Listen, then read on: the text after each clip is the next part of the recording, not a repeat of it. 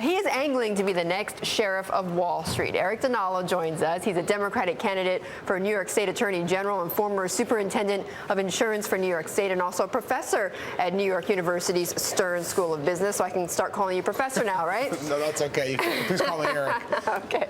So the race is on, obviously, for Attorney General. I know it's not until November. Now, you've said before that as AG, you would basically help plug in some of the holes that regulation inevitably is not going to be able to fill. Right. What exactly do you think where do you think that will take place? Well, I'm still concerned that Congress is not going to get the capital requirements correct. You know, the Commodities Futures Modernization Act and Graham Leach Bliley sort of created what people often call shadow Wall Street, which is through the use of derivatives, severe undercapitalization of a lot of commitments. And if they don't go back and revisit those, I think you're going to see attorneys general having to plug those gaps and protecting consumers and investors to make sure that there's right capital requirements behind those products. And so what would that mean exactly? What kind of that would are you mean talking about? So that would mean examining whether the sellers of those products believe that actually there are the right capital requirements, whether they're going to be collateralized debt instruments, the securitization of credit cards, et cetera. It doesn't matter whether it's double or triple A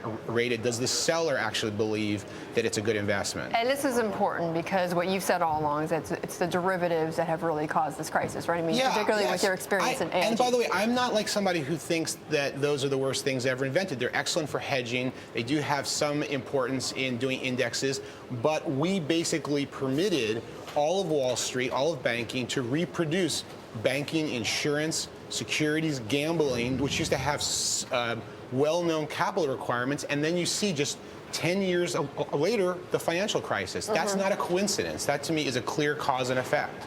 Now, some have said, Eric, and I've been reading through some of the articles, and I don't profess to have the most recent data, but you've raised, what, about almost $2 million so far in your campaign.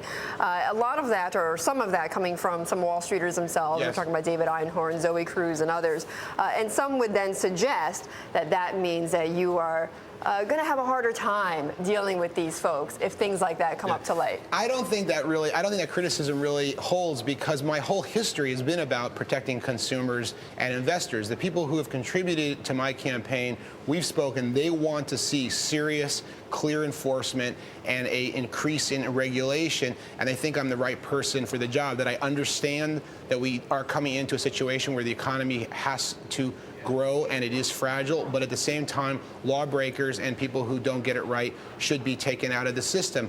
But it's not proving to them, it's proving to the voters. Yes, it's proving to the voters, but I'm the one who has the record, whether it was at the Attorney General's office or at the Insurance Department, of doing exactly the kinds of enforcement cases and the kind of tough approach to Wall Street and some of the banks that the voters want to see. So there isn't going to be any other candidate who can come here and tell you, except for me, that I was in the Attorney General's office, made the cases that changed the look of enforcement and put that agency on the map. Right. And that's what people want to see. Okay, and you're referring, of course, to your time under Spitzer. Yeah, and the Martin Act, of course. Okay, yes. right. Okay.